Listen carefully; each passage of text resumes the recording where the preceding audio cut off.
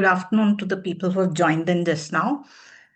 We're very happy to welcome you all to this release of our fifth report on called Safety Niti. This report essentially has been, one of our hallmarks of pushing brands in the automobile sector in India to start looking more closely at OSH and the policies and how they are implementing it through the supply chain.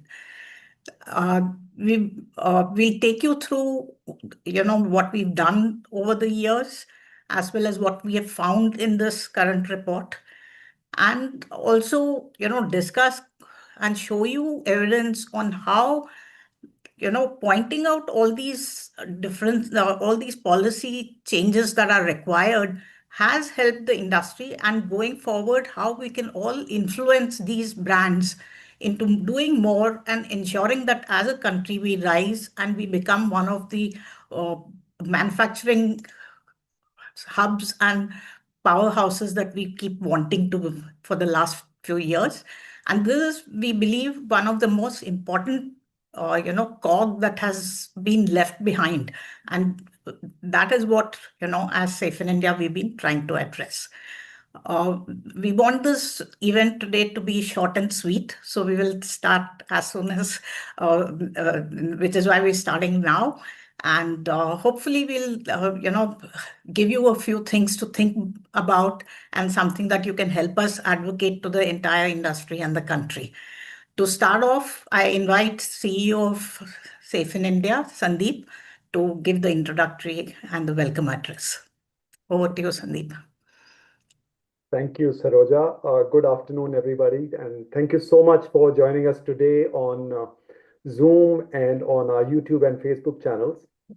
I'm Sandeep Sachdeva, fortunate enough to be the co-founder and Chief Executive Officer of Safe in India Foundation. I'm obviously delighted to be here today to represent our fantastic team, which is now spread over Haryana, Maharashtra, Tamil Nadu, and Delhi, and in the company of two injured workers who you'll hear later, Preetam Verma and Rahul Sharma, and three distinguished experts, Professor Ankur Sareen, Mr. Shankar Venkateswaran, and Mr. Vinod Sant.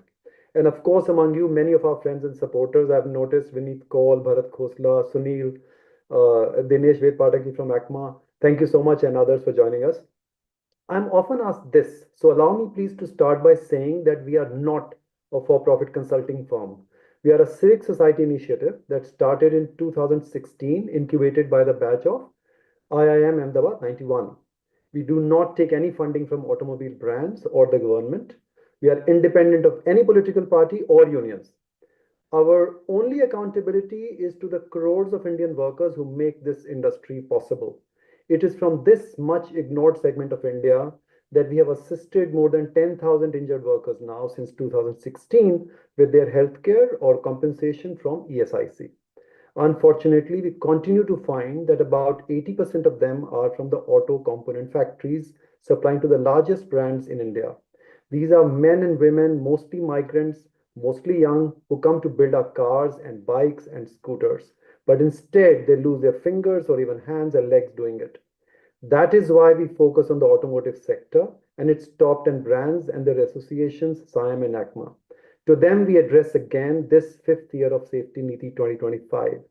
In this report, we track annually the gaps, opportunities, and best practices of worker safety policies and practices of the top 10 automotive brands and recommend our best solutions that we and our expert advisors can think of. And it does come at a very important moment because for the first time, the latest Government of India's Economic Survey 24-25 has thankfully endorsed what we have said all along, that worker safety isn't just a moral duty, it's a productivity and a quality problem for the country and therefore for the industry. Unsafe factories produce poor products. Injured workers mean lost skills, lost output, and lost trust. So when we talk about safety, we are not just talking about charity. We are talking about India's competitiveness. Do we really want to continue remaining proud of Jugaad, which may mean low-cost innovation, which is frankly common to many poor countries, but it rarely means innovation for quality or scale, and is therefore often only a euphemism to justify short-term and small-minded thinking.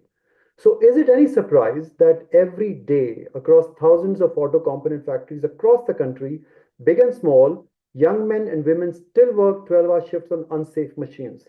They are not trained, they learn by doing, often by bleeding.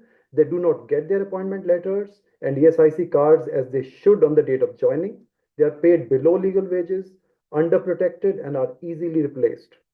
And when they get injured, many are abandoned by contractors, by employers, sometimes even by the system that is meant to protect them. That's the real story of these workers and their families behind our shiny cars and two wheelers and glossy showrooms. It's not an easy story to tell, but it is the one we cannot look away from. Thankfully, our data shows that many automotive brands have started improving their worker safety policies since our first report, at least on paper, which we know is an essential start. That is progress. And some brands do deserve real credit, as you'll hear later, and we do thank them. But implementation, unfortunately, is still 4 times slower than policy. Safety standards that are routine in the brand's own plants often disappear in the supply chain. Reporting stops at their factory gates, and yet this is where almost all of the serious injuries happen. So, my friends, the question is no longer whether safety is good for business. The question is, why is the pace of real change still so painfully slow? At Safe in India, we don't come with blame. We come with evidence, solutions, and an open hand. We have no financial stake, just the belief that India's auto sector can lead Indian manufacturing, not only in production, but also in professionalism, dignity, and safety. So, once again, we appeal to auto brands, to SIAM, to ACMA, and everybody in this room.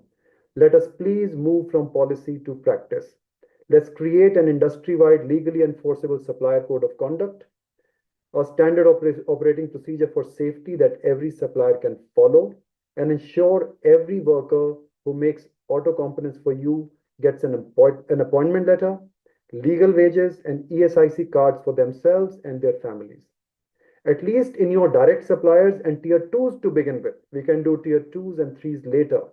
Let's make your audits honest, training real, and factories safer. Let's make sure every worker who builds our success goes home safe every single day. We will keep at it. So thank you once again. I will now hand over to my colleagues Dhanraj and Siddharth, who have co-authored this report under the leadership of VN Saroja to present their findings to you. Thanks again. See you later. जा सकता है